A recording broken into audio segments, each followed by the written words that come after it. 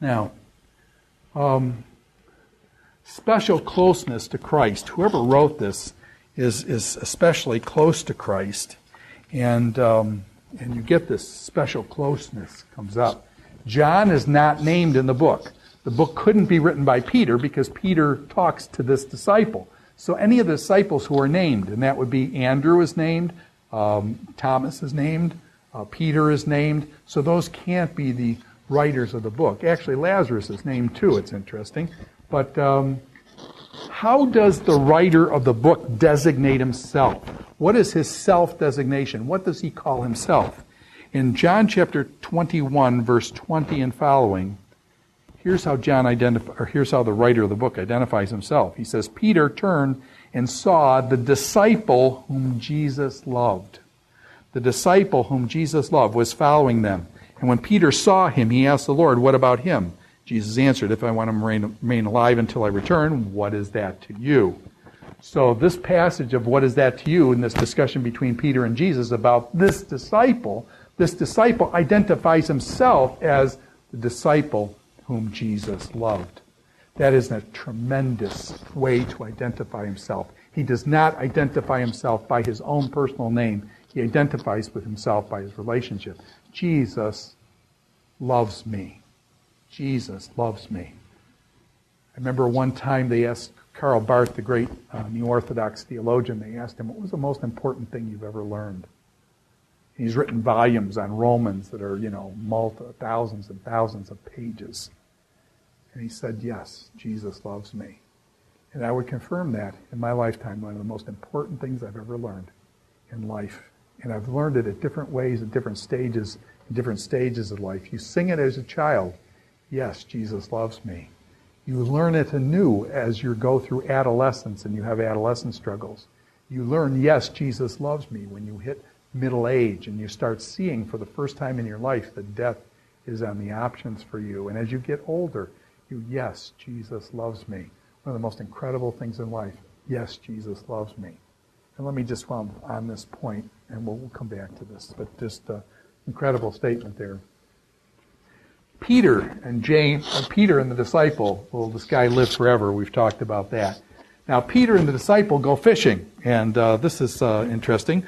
Chapter 21, verse 7. Then the disciple whom Jesus loved, that's how he identifies himself, the disciple whom Jesus loved, said to Peter, it is the Lord. As soon as Simon Peter heard him say, it is the Lord, he wrapped up his outer garment around him, for he had taken it off, and jumped into the water. The other disciples followed in the boat, towing the net full of fish. How many fish? 153. Okay, so this guy is a fisherman.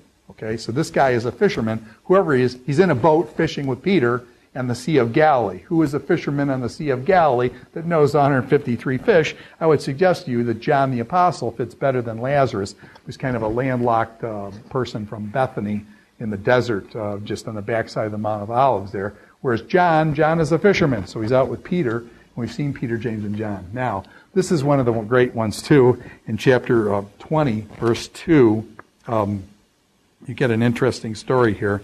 Let me see if I've got it in my notes here. Let me just read it from Scripture itself. In John chapter 20, verse 2, the writer picks up this story, and I just think it's interesting. So early the first day of the week, while it was still dark, Mary Magdalene went to the tomb and saw the stone had been removed from the entrance.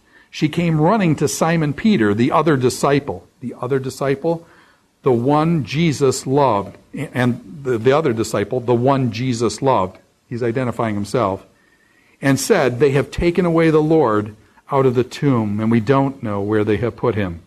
So Peter and the other disciple, the disciple whom Jesus loved, started for the tomb.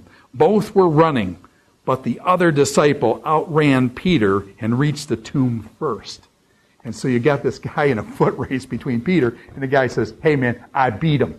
I beat Peter. Don't let him tell you anything different. I beat him. I was the first one there. I beat him. I ran faster than he did. I got there first.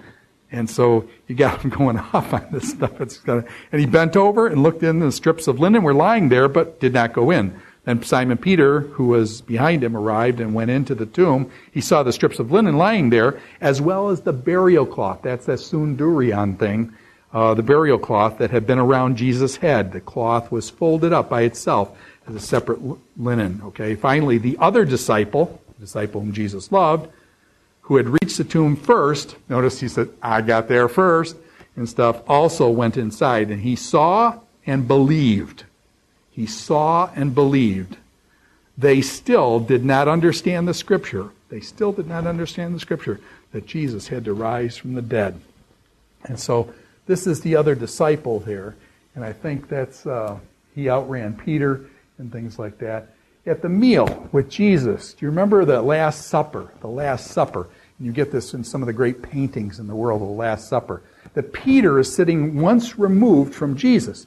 And so basically he asked this disciple whom Jesus loved, Jesus is saying, one of you guys is going to betray me. And Peter's saying, whoa, who is this? You know?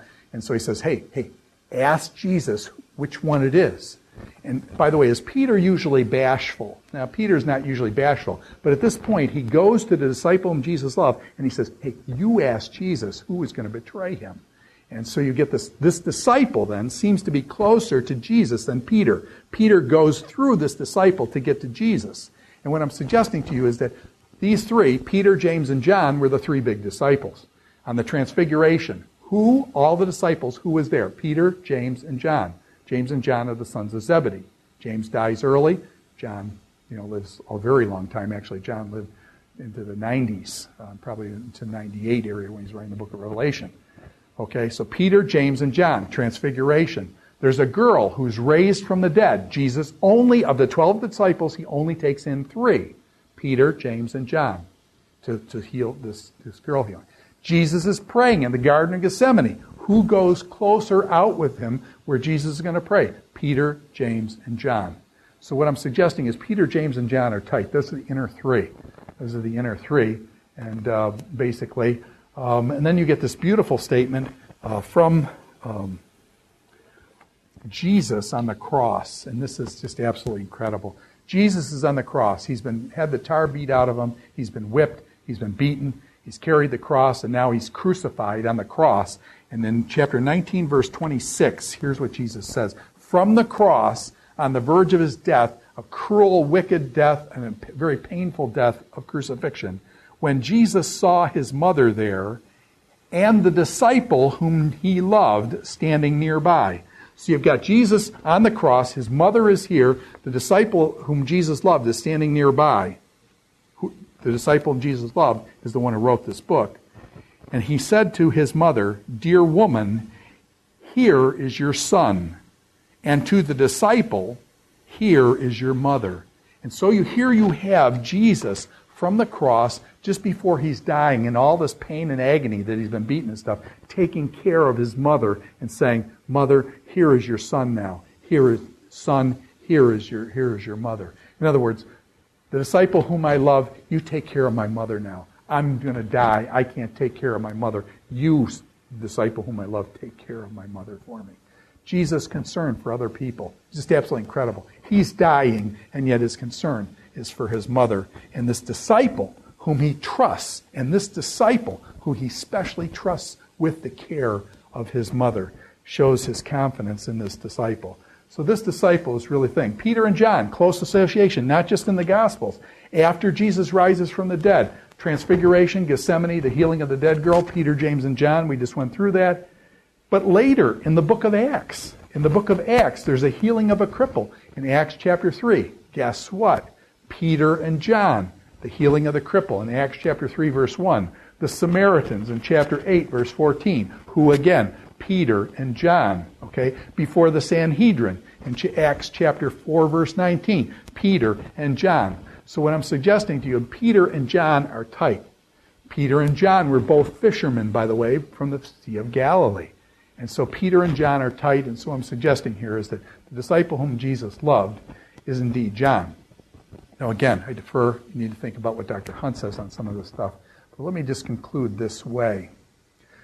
John was the disciple whom Jesus loved, okay? Actually, Paul, even in Galatians 2, lumps Peter, James, and John together as the pillars of the church in Galatians chapter 2, verse 9. So, okay. Let me just conclude this way. How did the writer of the book of John identify himself? He identified himself as the disciple whom Jesus loved.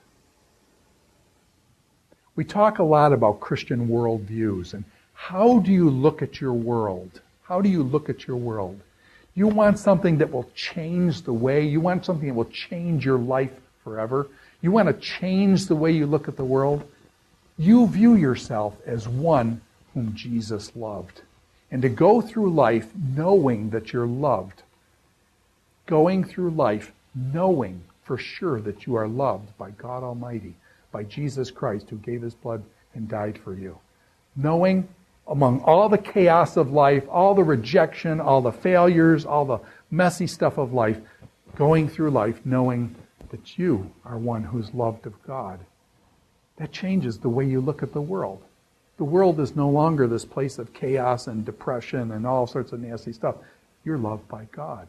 And all of a sudden, man, it changes the way. Knowing the fact that you're loved by God changes the way you look at the whole world. Changes the way. This was the beloved disciple, the disciple whom Jesus loved. Yes, Jesus loves me. Change your life forever. Okay, we'll look at more of the book of John next time. Thank you.